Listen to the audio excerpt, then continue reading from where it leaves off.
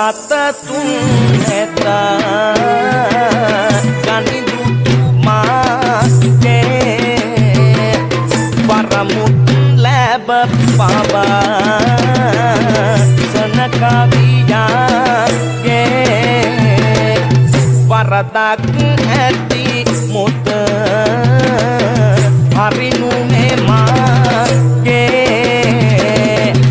උපතක් එකලු යකාගේ අමල් විමානෙන් නිබඳව සිටින්නේ නමල් ගොතා කරවට පැලඳ ගන්නේ